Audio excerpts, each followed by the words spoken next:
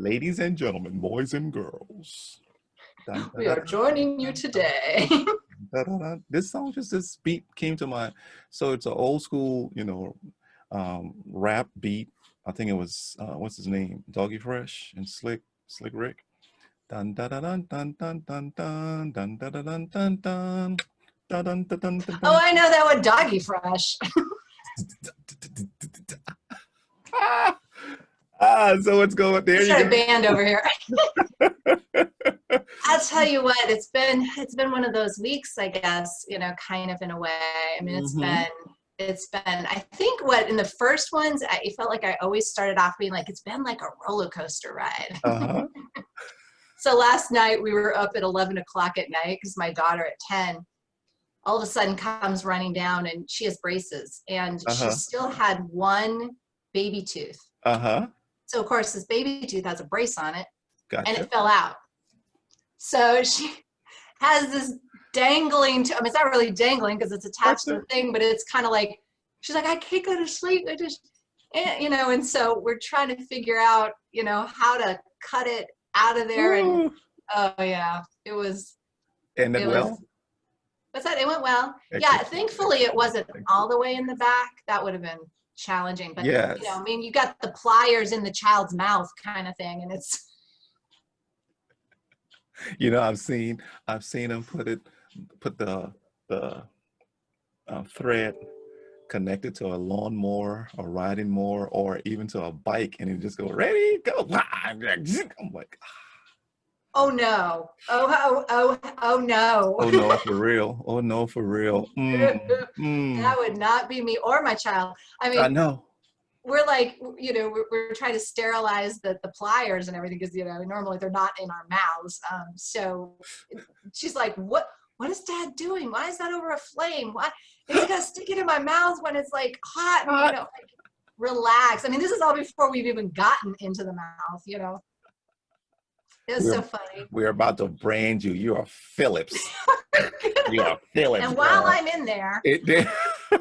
Oh my goodness, that is. I'm tying that tongue up too.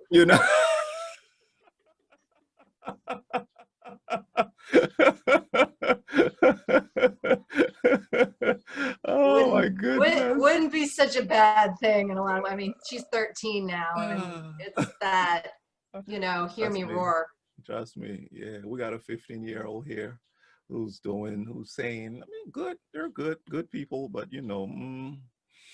they know it all. We were once there, so we know how it is. How are things going on with you? How are things coming on with you, Tracy? How have you been managing these past 2 weeks? Well, so what's today? Today's Wednesday. So Monday, every other Monday, I have my coaching calls with my writing coach who's helping me with my book. Yep. And typically what I do is I write, during the 2 weeks, and then I'll send her usually Friday of the week before that Monday. Yeah. I'll send her what I have. Gotcha. And, last week was a little unusual because I was away. We went Wednesday, Thursday, we're away in Montreat and Asheville, North Carolina, which was a ton of fun. It was like great time. I love the mountains at this time of the year. Yes. And so then that kind of upset my week, but I did writing when I was up in the mountains a little bit. But so this is what I had shared with my coach. Is I've always loved writing. I had a really good friend of mine back in 2015, a college friend, who I was talking to on the phone before I started writing my monthly blog posts. And I was like, I need to get back into writing. He's like, you should. He's like, you're good at that. You enjoy that. Yep. Just do it. Right. So he's kind of like my muse. He got me, back into writing regularly. And so for, 5 years, I've been, committed to putting out a monthly post. Correct. And so I enjoy it, but this is so different, right? As you can imagine, and as people who've written a book know, when you write a book and you do a monthly blog post, totally different. Like for me, it's one and done. That's I can pour myself into it for that period of time. And then, and this is something that you're refining, I'm sick and tired of my own words at this point. Like I'm just, type of thing. And yet you have support from your editors and that kind of thing, but it's still your work. Mm-hmm. And so I kind of am not accustomed to having to work with the same thing for so long. And so I'm noticing myself in this space of getting bored with my own work. And yet I need to keep it fresh. So part of what I've been noticing in myself is this aversion to sitting down and writing. And I kind of, I would do it, but it felt difficult. It felt hard. It felt, and what's so funny is, and my coach is the one that said it, is she's like, but this is the exact chapter that you're working on right now, is about how to move from the conditioned value of no pain, no gain. You have to work hard to earn it. And here I am literally experiencing the very thing I'm writing about and not quite making that connection in myself until she points it out. She goes, it's perfect. It's divine. It's exactly like you're literally in it as you're trying to help people understand the importance of moving beyond it. Wow. And that was very, very cool. But the other thing that came up was really interesting because the day before, I still had nothing to send her because I wanted to send her the full chapter. I don't want to just send her bits and pieces. And I didn't have the full chapter yet. And so I'm like, I'm going to show up on Monday and I'm just going to tell her where I'm at. And that's where this conversation came from. But the day before, I was taking a break. It was one of my writing days. And I was taking a break and I went to go get a glass of water. And it suddenly hit me. The book is written. That's what hit me. The book is written. And I started to think about all my blog posts and and I went back and I started reading the messaging in all of my, because there's threads of patterns throughout all my blog posts for the last 5 years. And I realized that, and I almost wanted to reach out to my friend who started me writing back in 2015, because it's like, to just let him know how grateful I am. Like, he started me writing this book 5 years ago, right?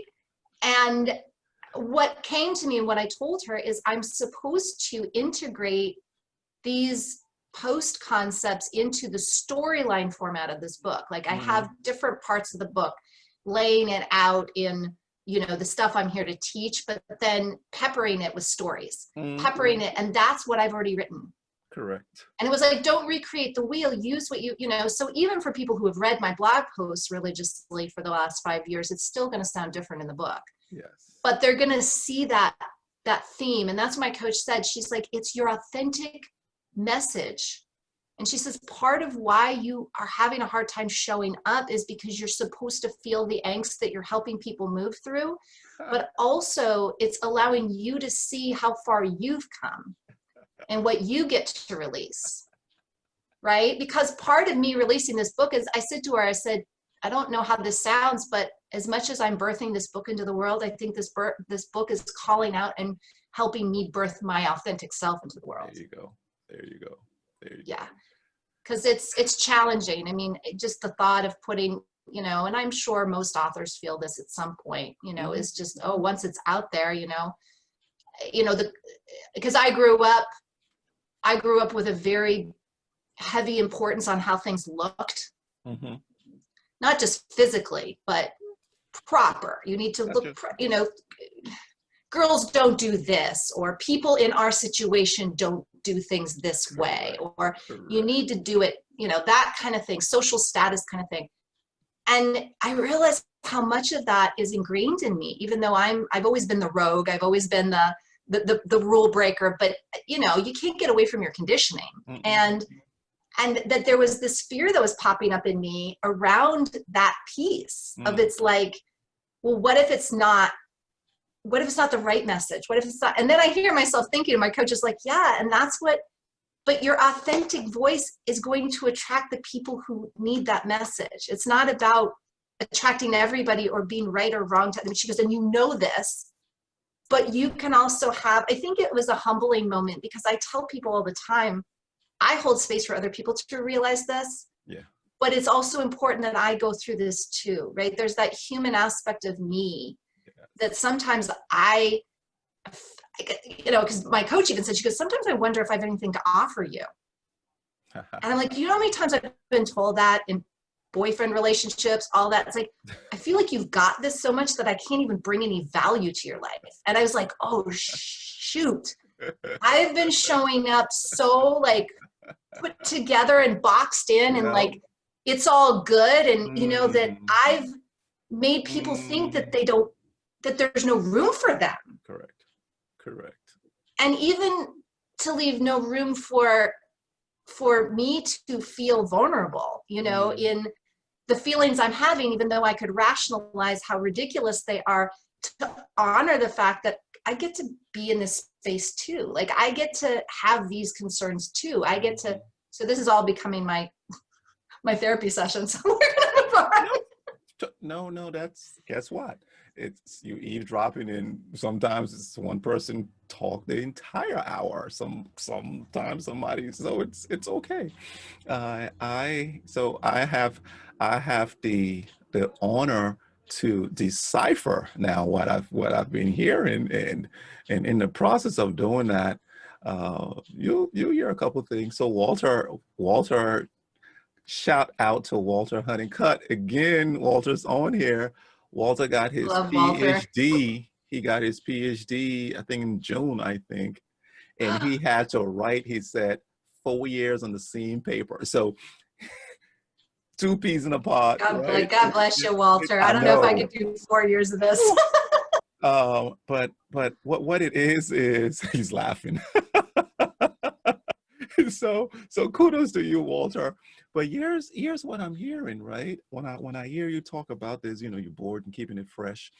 Um, in all of everything that we will birth, everything that we are supposed to have the authority to stand in front of people or have people listen. The authority doesn't come from us. It doesn't come from, oh, I am Walwynport, so listen to me. No, the authority comes from there's that channel that the individuals who are listening, they understand that this lady or this man or this person, they've gone through it. There's such clarity and I don't want to use the same word, authority. There's such clarity, there's such an understanding, there's a galvanizing of the ear that is hearing the mouth say, I've been through this. Here's what I've been through. And it's not a template that you're giving them. You're giving them, here's how I went through it. Here's how you could go through it, but your path through this will be different. But I've been through it and I'm standing up here so you can go through it and you can stand.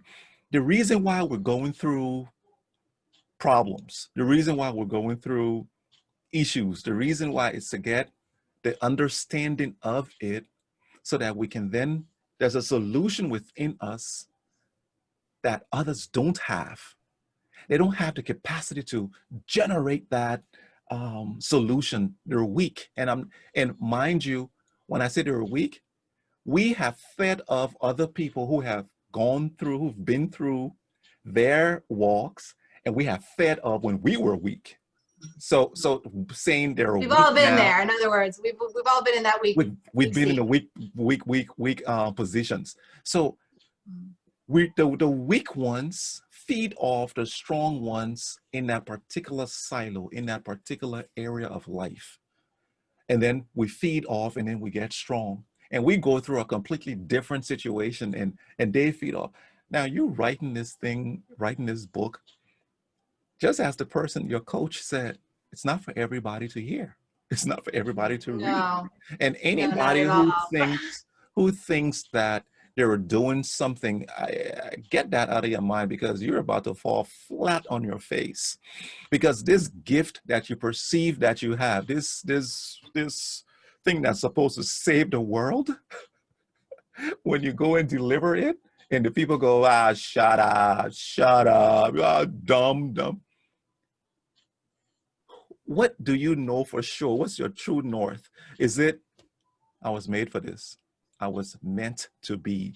I'm standing in this space and I'm going to keep doing, because sometimes something new, a gifted new thing is not understood. And the way the world replies to it is dumb, shut up. We don't want to hear it. We don't want to read it. But if you stand strong in your truth and know that this is exactly what I'm made for, time is such a beautiful thing, because now people have the hindsight. Because when they do read it, when they read the first chapter or they hear the first few words, and then they come back 14 episodes later, oh, they're still here? Huh. So eavesdrop is still on. Well, let's just listen in and see what this. The first one was kind of, oh, well, no, it's getting interesting. Wow, okay. You get people to buy in. So the same person who told you to shut up will turn out to be your disciple, your evangelist. That's going to be, you out to read this book. You out to go and listen to what they're saying. So stand your experience, just what you're going through, just what we're going through, what everybody's going through. As long as we can see it as solutions, future solutions for people who will come behind, you can go through it. You can go through it with some strength, and go through it with your notebook, copying those aha moments, copying them, so that when you start to teach and you have the authority to speak, you have your reference point. So that's what I get from what you were saying. But So can more. I say something real quick? Oh, go ahead. So a You. lot's coming up for me about that, because I felt like my pattern is I work backwards, like where Okay. people like go in developmental stages this way. I've always felt like I go backwards. And one of the things that I find I'm learning is, so you're talking about when we walk in a weak place, and then we can walk in a strong place. I feel like I'm learning to do both, because I believe my depth of wisdom comes from the fact that I have gone through a lot in life. I've gone through a lot. And I've learned to kind of keep it from the public. So it appears like I have it all together because I've learned to do that so well. And I think that strength a lot of times then comes across like you're in a different zone, right? You're in a different place. So what I'm learning to do is people learn to go from weak to strong. I don't even think it is weak and strong. I think about it as vulnerable and, maybe impenetrable. Correct. And I'm learning to be able to show my vulnerability at the same time as demonstrating my strength. I remember Brene Brown talking about this. She's like, for so long as a researcher, like we're so in our heads and we're so like, it has to be, all of our data has to be in line and on point. And it's about this perfection orientation. And it's like, okay, I have to get myself near bulletproof and perfect before I present myself. And she goes, and then I realized, when she got shoved into the scene in her TED Talks and she wasn't ready for that public eye kind of thing, because she's really a behind the scenes kind of girl, that's not what people wanted to see anyway. And she's like, wait, I'm not ready. And then she realized people can't adhere to not ready, or people can adhere to not ready. They can't adhere to perfect, right? So we cannot, it's not available to us. And so that's what I feel like I've really been learning too, is that part of why people have shown up in my life and said, you don't need me. I feel like you don't need me. You've got this to the X degree because you don't show any need. You show like you've got it all together and it's all, nobody has seen what's under the surface of me doing the deep dives. Nobody has seen the practice and the sweat and tears in it, because I just don't show it. But I'm learning to allow that to be seen. I mean, I didn't do it purposely. I remember as a little kid, the same thing. But the visionary piece is the other thing that resonates with me that you said. It's like visionaries are used to being 10 steps ahead. And so, like you said, people show up, like, what's that? That's stupid, because they don't understand, because it's already in the future. Like, and we're not thinking in the future, we're thinking in the now, and the visionary is trying to present something to us from the future, and we don't get it. And so what we don't understand, we call stupid, because we don't want to feel stupid. We project the stupidity concept. It's like, well, I don't want to feel like I don't understand it, so I'm just gonna push it away, right? But I'm accustomed to that, so I'm not worried. I'm used to showing up on the scene and presenting something that people either aren't ready for, don't like, don't get. I'm used to that. But what I'm not used to is embodying that in the moment. right? Like I've always kept myself separate.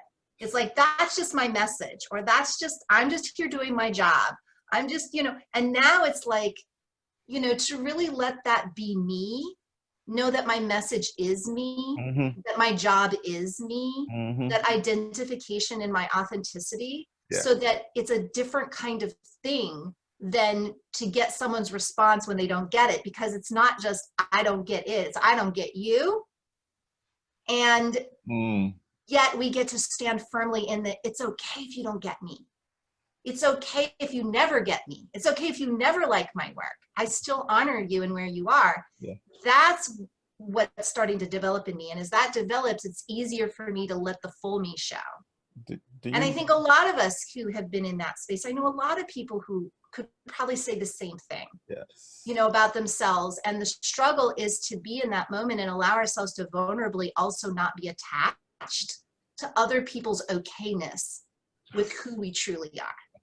We get to be okay with we get to be in our own okayness with who we are. So there's something called a season of appearance, right? It's not my time. Go ahead and do it. But then all of a sudden it's my time. So you talked about it with Brene Brown. It was her season of appearance, a season where all what she's been doing, all what you've been doing, what I've been doing, there's a season, there's a time and place. So I always use the Bible. They go to John, and John said, this is not the time. It's not the time for me to go out yet. Jesus came, not the time. And when the time came, boom, they came out. A couple of things. So Heather Travis goes, we all need our own reminders of the strength we have. And then she comes right back with seeing a full of your true self. Thank you, Heather, for your comments. Yeah, I like that. We Thank you, we Heather. we must understand that some people love to eat the pineapple upside down cake. Other people love to see how you make the cake. Other people want to purchase the ingredients for you. So who are we to say, I'm only going to show the pineapple upside down cake. I'm going to serve the cake. Some people don't care about the serving of the cake. They want to know how that cake was made so that they can see, she put that in there. She followed a recipe, but she then added a twist. She put some nuts at the bottom. She put some molasses. She put, brown sugar. She added some pineapples instead of the cherry. She added some cherries. And then she says, you know what? I'm going to put something else in. She put walnuts and all these different things in there. Some people want to see that. So now I'm going to challenge you. The challenge is, and this is a challenge to all of us. Now I told my brother, I said, man, you got a whole lot to tell, to say. You've been through a whole lot. He goes, who wants to hear it? I'm like, gosh, these guys, people who are so not open. And that's why you see certain people holding space and you're like, but why is he holding that? Because he was brave enough, or she was brave enough to say, hey, I'm going to come and hold this space. And they're holding it until you decide to come and bring your flavor. So here's the challenge. I'm challenging us and you, because we're talking, I'm challenging you to turn the camera on in your most vulnerable space in terms of, listen, let me give the parameters before you said no, Walwyn, I'm not even going to do it. When you have that writer's block, when you have that block where you, oh my goodness, when you say to yourself, I can't even run, I can't even add another mile, or you know what, I'm done, or I'm writing this 4-year paper, and you know what, I'm putting this thing down. And do you know that when you turn that camera on and just go and speak to the camera and go, you know what, camera, I'm tired, I'm not going to do it. That's what I'm telling myself now. And then you explain your feelings, explain what's going on in that thought process in your mind. And then you stop recording. Keep that recording. A couple weeks from that recording, you will be in a different place and you will be running that mile. Or is that person who's running a mile and say, I'm stopping, and the instant, because there are shorter events, they can come back when they're running and say, hey, I kept on going. I kept on going. Keep on going, right? Yours is maybe a week or two where you're not writing, and then you get it. And then you, in the moment, you turn it back on and say, I'm writing again. And here's what happened. You saw the video on XYZ. Show those two, because you said this. We always get the pineapple upside down cake. We always do. And we eat it. And it's such a disservice to the individuals who are eating it, because they think it always ended up with that perfect cherry right in the middle of the pineapple. But they didn't see that you were cutting the cherry, the stem off the cherry, like, God, oh no, They have to understand that everybody saw Michael Jordan come out and dominate, but he didn't see the grueling hours. If he had turned the camera on and showed the boils under his feet, the corn, the callus from doing the same move over and over, you would go, that's what I have to go through. Let me rethink this. Or, yes, I want it. I'm going to go through it. Get me, Trace? Yeah, and a lot of it, it's funny, you were talking about your brother saying, who wants to hear it from me? I totally recognize that. I mean, that's been my response to so many things in my life. I mean, even my marketing person is like, people want to see you in your life, like my Instagram. I'm like, why? Who wants to see me eating breakfast? Who wants to see me, like, why? Like, it doesn't occur to me. I mean, I was the one that my husband was trying to propose to me. Mm-hmm. I did not see it coming. Mm-hmm. I mean, it was so obvious to everyone else. Like, when I told the story to my girlfriends, they're like, you didn't get it? Even when he got down on one knee, I was like, what are you doing down there? I mean, that's how oblivious, like it's so funny. For as much as I can see certain things, there's the obvious factors that everyone else sees coming that I'm just like, what? Like, what are you doing? Why is that significant? Oh, it's a funny story. Like, he actually practiced all day long how to say, will you marry me in French? Because I come from a background teaching French. And he was garbling it. I mean, obviously he's not a French speaker. And I was like, speak English. What are you asking? He's on his knee. What do you think, lady? I mean, it was hysterical. Poor guy. He's like trying to we're in this French restaurant, and he had the ring in this really ornate decorative cake kind of thing. He had them bring it out, but then they made the mistake of bringing two things, and the second thing was chocolate, and they put it in front of me, and so I didn't want to have anything to do with the one that had the ring in it. So it's like, no, you eat that one. And I'm like eating the chocolate, and he's like, keeps trying to share it with me, and it was I mean, poor man. Like, I'm surprised he still wanted to marry me after all that. But the point being that what seems obvious to other people isn't always obvious to us. When we're in our lives, it's like, it's just my life. What's so special about that? Like, what, and I've always felt that. It's like, I don't know how people feel about astrological signs, right? But like, I'm a Leo, and most people are like, oh, Leo, you want to be the center of attention. Are you kidding me? Like, no. If I'm the center of attention, it's about you. I'm taking stage for you. It is not about me. I'm an introvert. No way, no how. So it's this whole thing where we can think all we want based on how someone shows up. But what oftentimes is going on behind the scenes is really different. And training ourselves, and this is what I'm learning, is I want to be true to me. I want to be true. Like when I wasn't wanting to write, I wanted to honor that. I didn't want to force myself, because for one, I want to enjoy this writing opportunity. Correct. I don't want it to feel like a job, but also there was something blocking me, and I wanted to honor that instead of just push through it and just, that's not honoring what's coming up. But at the same time, I wanted to honor the fact that I need to keep this ball rolling. This book needs to get written. So I'm balancing those two things at the same time, is how I feel for whatever reason, and my goals and the things that I'm trying to get accomplished. And it's the same thing with honoring ourselves and our own needs, and what other people might want from us, what other people might want to see. Not that they're demanding it, but it just helps us. It helps them to see us in a more true form, right? And that's where I feel like I'm playing in this space. And I've heard this from so many clients right now as well, is this balance of how do we honor what's true for us, our authentic selves? And also, like, I talk a lot in the book about conditioning. And I know it can sound a little bit like I'm being harsh, like, oh, the world has conditioned us and pushed that away. Not at all. Conditioning is something that just happens.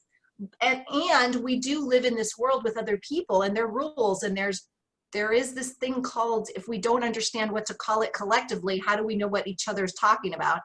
So certain amounts of conditioning and setting up structures is important. So where do we balance the ability to utilize both effectively, right? To be able to be authentic, to own ourselves, to feel comfortable whether people love us or don't love us, and this is our message, and this is what I came for, and I accept it, and therefore I accept me, and if you don't accept me, that's okay. And also wanting to, I mean, as people who are more in the, you know, I'm a speaker, I'm going to be in front of people. People are going to, being a public personality, so to speak, you know, people are going to want to know about your life. People are going to want to know, you know, where do I also balance that? Correct. Because I want to honor it. I don't want to be like, ooh, stop making me, or stop getting into my business, or, I mean, yeah, there are parameters and boundaries. I mean, I get that, but you get what I'm saying. I mean, there's a healthy degree of being able to take into consideration that piece of other, right? And yet delivering it in a way that's in alignment with the integrity of ourselves. So, a couple things. Walter has a question, and I'm gonna bring that up. Okay. The piece about goals, right? Who really rushes Picasso? Who rushes a craftsman? Who rushes greatness? Nobody can rush greatness.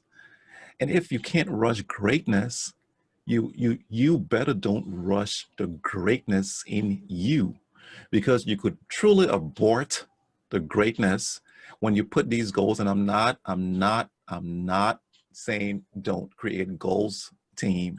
I'm not telling myself or you or anybody who's on here don't create goals.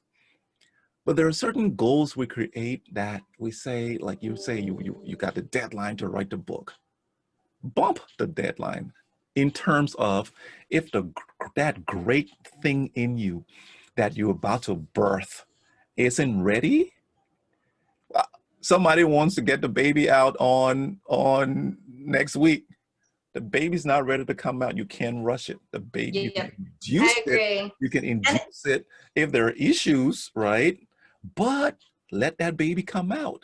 Let that baby come out in the time it's supposed to come out, because trust and believe, there are more things that you have to iron out, more things that you have to navigate, so that when you do finally put this thing out, it gets out in the way it's supposed to be. Walter talks about, you know, you're talking about the connection, and you talked about your marketing person said to get on Instagram, and, you know, when we become real, he comments rather, when we become real, people are able to connect more easily with us. And most people think that, and I want your comment on that, most people think that it's as we're eating or we're dancing. It's not.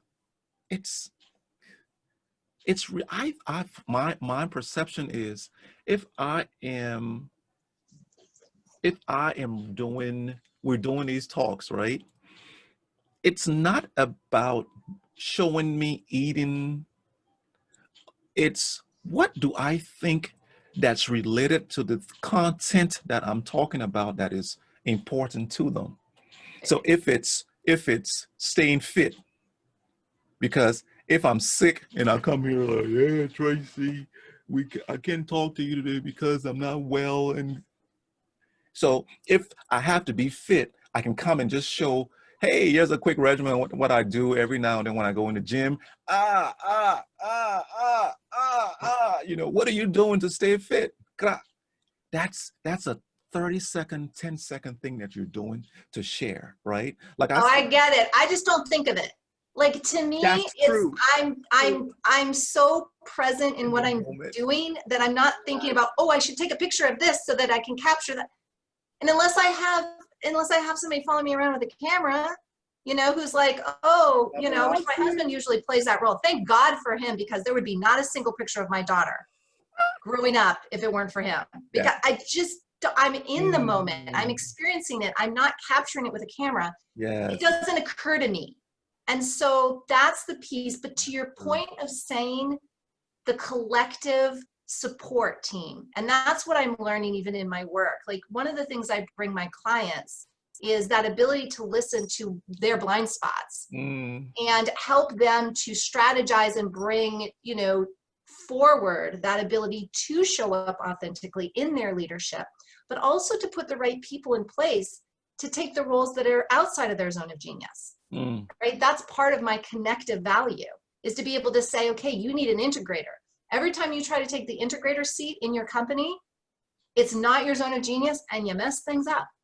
So we need someone who can do that naturally. And that's the thing, is what I've just started to do is, like, basically my daughter loves to capture things. I'm like, if you capture me doing something you think is cool, go for it. And it's setting people up to be my support team, where they would be doing that stuff anyway, as opposed to me trying to change the way I look at the world and the way I act. I'm just not a person that thinks, I mean, the selfie thing, I didn't get. Like, when the whole selfie movement came in, I was like, I don't get it. Like, why, who cares? Like, why are you taking a picture of yourself? Like in that way. So, hey, hi, this is me. Look, is my hair, and then you're like, the apps to change your face. What?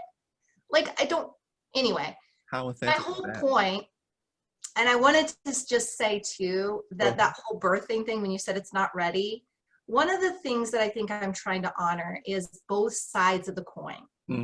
One of my friends who's a massage therapist specializes in pain management, and he did a talk for a group that I used to have years ago. And he said, the body has a certain amount of pressure within it in order to hold equilibrium and homeostasis. He says, for example, if there wasn't a certain amount of pressure that kept your vital organs in place, they would just plop right out. Correct. And so that concept of honoring your own process and goals, right? So honoring how I feel as I'm developing myself forward in a certain direction, and setting parameters and structure around it creates that tension, because that's really what it is. It's tension. It's not pressure. It's tension in the body.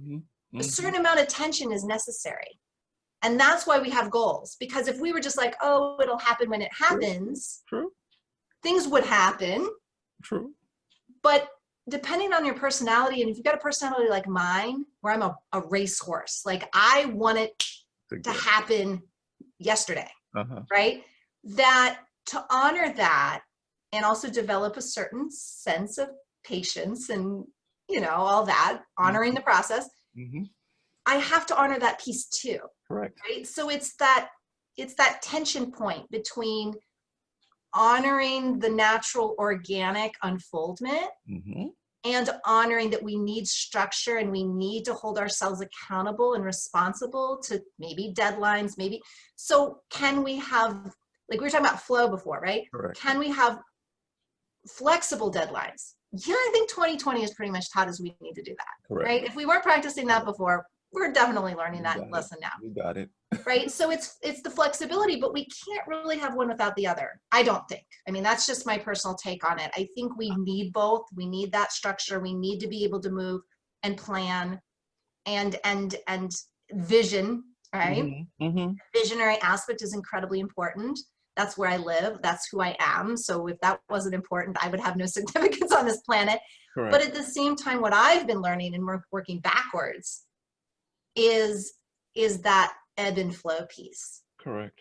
Is letting people have their own process. Is coaching has been perfect for me because it's allowed me to practice more non-attachment. Non-attachment to the outcome, non-attachment to people's development, non-attachment to the process. Because as a coach, quite frankly, I have a bird's eye view of people's lives. I can see, and if I get too attached to whether they follow what I see or not, I get into really disappointed most of the Yes. time. Yes. But You that's do. not the You will. point. I'm not here to tell them what to do. I'm here to hold space for them to discover, and therefore I cannot be attached. And where that works with clients, it also works in personal relationships. In being So, able to let go of that attachment, you know, to how that person shows up in their life, in my life even. mhm. So same as though we're gonna stick on goals here. I think it depends. It depends on, as you were talking, mid sense. It depends on what you're doing. So when I say it depends on what you're doing, so I know as an engineer, I we have the project plan, and we have to execute on the project plan. It's you know how to spend these amount of hours on it, and you just execute on it. You're creative in writing software or whatever you're doing, but you know you got your deadline. You're going at it. Okay, I know deadline's coming. Da, da, da, da, da. For creatives, individuals who are in the arts, individuals who are so writing, music, speech, spoken word, etc. You as much as deadlines and goals, I think we're mixing deadlines and goals. Have the goals. Don't let the deadline define how Correct. you are operating. I think that's good. Yes, I That's would it. agree with That's that. it. It's That's it. not the what, it's the how. It's correct. So have the goals. Definitely have the goals. But the deadlines, if you botch a deadline in terms of your creativity, that's have compassion on yourself, because that creative thing will create it. Give it time, right? So I think that's, thank goodness that it clicked, that it's deadlines and goals and not just goals. Have goals. So let's see what else. We got a good 15 minutes. A good So 15 minutes. I want to talk about the non-attachment piece Okay. because something came up, and actually it's just today, you know, and Uh-huh. a couple of conversations that started my day, and then some client conversations Mm-hmm. after that. But this Oh, idea of non-attachment and being able to show up in one another's lives and hold space. So my husband and I have this, you know, we all in coupleships, right, have these patterned discussions that mm-hmm. show up all the time, like, oh, we're having that conversation again, Mm-hmm. you know, kind of thing. And that came up this morning. My husband was triggered by something that I had done and said. Mm-hmm. And, you know, he typically, when we were in our early part of our relationship, he would hold it in, hold it in, hold it in, and like a month later just explode. And then it was like, what is this all about? You know, like I'm oblivious because obviously, as we all know now, I'm oblivious of a lot of obvious things. But I'm like, what just happened? You know, but he now is getting into this new pattern that he's established of speaking it, bringing it forward. I was triggered by this, and I just want to talk to you about it, which is great. Well, what has allowed me to, it's kind of this idea of burdens and carrying burdens for other people and not be Mm-hmm. attached to, you know, so he basically was making this, you know, has been making this connection between when X happens, it means this, it means Y, Gotcha. right? And at the same time, you know, I'm like, well, thank you so much for sharing that with me. And that's not what's going on over here. So it gives me the opportunity to say, okay, this is my part of the story. Correct. But also what I realized is for so long, I was trying to make it okay for him. Like when he was triggered, I was trying to position myself to support his emotions, Ah. to not, and that's when we get in, and it's like if he's carrying a load of bricks and I get in there and I start carrying the bricks with him, and he's like, hey, can you get the door? Well, I can't because I'm carrying the bricks. Correct. Right. But if I didn't carry his burden, I would be in this supportive role where, yeah, I can open the door for you. I can get you a glass of water. I can support you better when I'm not carrying your burdens with you. Ah. And so it was this idea of saying, and yes, and I might have been the trigger, but what you're telling me right now isn't about me at all. Is to be able to step back and go, what is it telling you about you? What is it telling you about your needs in this moment? What is it telling you about maybe something you still want to work on? I said, I'm going to tell you something that I would tell a client. If you were my client, I would look at this particular thing, and then maybe you can go work out with your coach or whoever what that means to you. Maybe be my coach. But it's not, can't coach your significant other. That is a bad mistake. But it's, so it is amazing because there was no emotionality. There was love and there was support and there was like, yay, you found something. And so what became a challenged conversation in the beginning ended up being a celebration in the end. And like, this trigger just told you, you still get to look at something. There's still something there that is trying to make itself apparent to you so that you can heal it, so that you can work through it. But I had to get to the point where I was no longer going, oh, well, let me help carry that. Gotcha. Right? I have no attachment, right? In that regard, I have love, I have support, I have unconditional love, but that's not about me. My stuff similarly is not about him. He may trigger me, but if I am having the experience, it's mine to own. And the more we're able to, you know, and I've just learned to do that in all my relationships. It's like, unless I am your coach or your mother, and I only have one of those, Gotcha. one that falls into that category. Yeah. But that's not really my job to carry. I mean, I'm here to listen. I'm here to give you feedback. I'm here to hold space for that. But even as your wife, I am not here to make that okay for you. Only you can heal you. Even medicine, it's not healing us. It's just providing a space for us to heal ourselves. That's true. That's true. And it's a tough lesson. That's one that a lot, I mean, this is, again, this has been a conversation that's gone around this household quite a few times, is it's not, attachment doesn't equal love. So if I say not my burden, doesn't mean I don't love you, doesn't mean I don't care about you, doesn't mean I'm not holding unconditional love for your healing and for you to figure this out. And I can talk to you about it. I just am not going to hold that. It's your emotional feeling. It's your trigger. It's your wound. It's not mine. And I think we've learned that to love someone is to carry their burdens. And it makes us less effective in the partnership, whatever that partnership is, friendship, business, you know, romantic. It makes us less effective because we're burdened too. How are we going to help support that person if we're burdened also? Feeling someone else's empathy is not about holding someone else's burdens. So let's play a scenario. Because I can't fix your burdens. They're yours. I can understand what you're saying. Let's fix it with a scenario, right? Let's explain this with a scenario, because I'm a scenario kind of guy. That I'm getting you, but I'm not getting certain things that you're saying, so I want to hear the scenario. Clarify. The scenario is this. I have an issue. I am mean. It's gonna come out. I don't know what I'm saying now, but it's gonna form.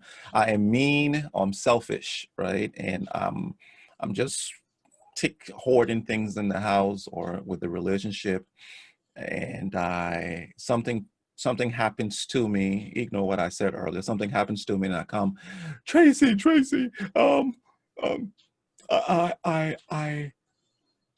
I can't afford the car. I'm organically, my brain is going, so ride with me. I can't afford the car. Can you borrow me $10,000 to get the car, because you know I need the car. How in your non-attachment scenario, right?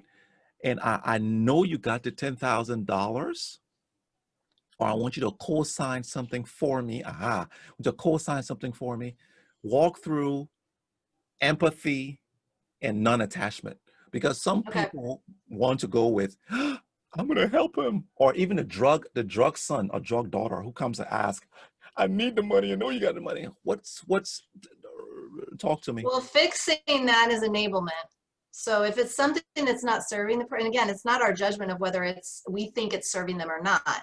But if they're in need, we create our own patterns, right? So if they're in a bad place, they created it. So if we just keep saving them from the bad places, We're not helping them to create patterns that don't put them in bad places. Does that But I make need a sense? car. I need a car to go to work. I need a car to Right. do my So that happened to me. That actually happened to me with an ex-boyfriend, where he was in that space. He wanted me to co-sign for a car. And I said no. And he was so mad. He's like, you don't love me. You don't care. I'm like, no, that's not what I'm saying. I need a car to get to work. My parents are not, I was like, well, what are some other options? I'm like, I'm happy to take you to work and maybe you can get somebody to bring you home or whatever, but no, I'm not going to put my financial well-being on the line because I didn't create this scenario. You did. And so how can I help support you to come up with solutions for yourself without fixing it for you? I mean, I've always been that person. I haven't always shown up in every relationship that way, but I've always felt that. Like I've always appreciated when people hold me in that space. It's like, but it's like the friend I said, he's like, you've never given me, I have one friend especially who I have this kind of relationship with. It's like, the person rarely gives me what I want, but always gives me what I need. And I love that person. They're one of my favorite people on this planet. Wow. Like you may see that. I mean, we could go back and forth like this, but he always shows up consistently that way. And when I look back on any lesson that I've had where he's been involved, I can say I might not have gotten what I wanted, but I always got what I needed with that person. And you gain a whole lot more. You learn how to fish versus giving them. He has grown me for people who get, and we need both, because sometimes we need support. And so it's how we support. There's a difference between help and support. I don't like the word help. I mean, sometimes it applies, but I would rather support someone than help them. Because to support for me is, how can I create a space for you to figure out what works for you in that, to find your solution within that? I'm not giving you the answer. I'm not doing it for you. I'm not making it better for you. I'm providing that space for you to find a way to empower yourself to make it better for yourself. And it can be in the smallest ways. I mean, you can imagine what it's like to live in a space with me, because half the time it's constantly this, can you just give me what I want? My daughters all the time, Mom, why is this so hard? Just give me what I want. I'm like, honey, how are you going to give you what you want? Because my job as your mom is to prepare you for the world. If I'm constantly giving you, we know those kids, the entitlement kids, that they got everything they wanted, and then they go out in the world and they expect the same thing. They expect everybody else to be like their parents and give them everything they want. You don't want to deal with that. Not as an employee, not as a significant other, not as a boss, right? Yeah. So, I mean, again, this is my humble lens, and I can only show up. We go back to the authentic conversation. To be authentic. I am used to walking into a room and saying what's controversial. I am so used to it. I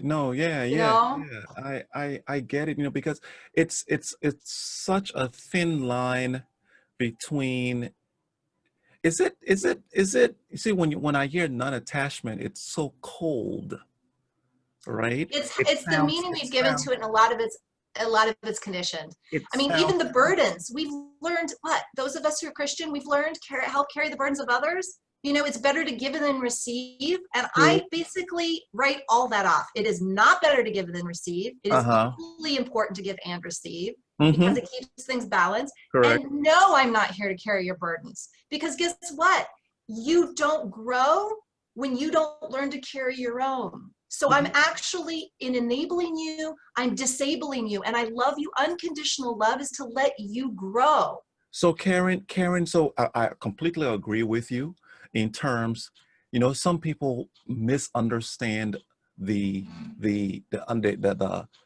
word carrying somebody's burdens, right?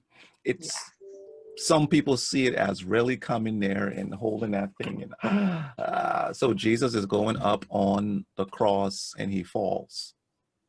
And the guy comes and says, you know what? Let me help you, because you really can't do it now. He takes it and he carries the cross for Christ, right? There are some people who in life, and you've is that person that came in and when you didn't have gas and in Switzerland and doing all this, and the blessing comes, right? That's That's different. That's like if somebody's literally burning to death or drowning or something. Yeah, Yeah, that's not what I'm talking I about. know. You see, that's why I'm trying to say that so people don't misunderstand that it's just keep going. No, it's not. No, It's that is it. not what I'm talking about. Thank you. So that's what the eavesdrop is about. Is for us to tease apart and speak it right and explain it. It's not as you said. Somebody's burning and you say, how did you get here? Did you, did Yeah, you, I'll did hold you, space did for you you to figure run out what you're through, gonna do. did you run through get the fire extinguisher and right? It's scenes, and scenarios and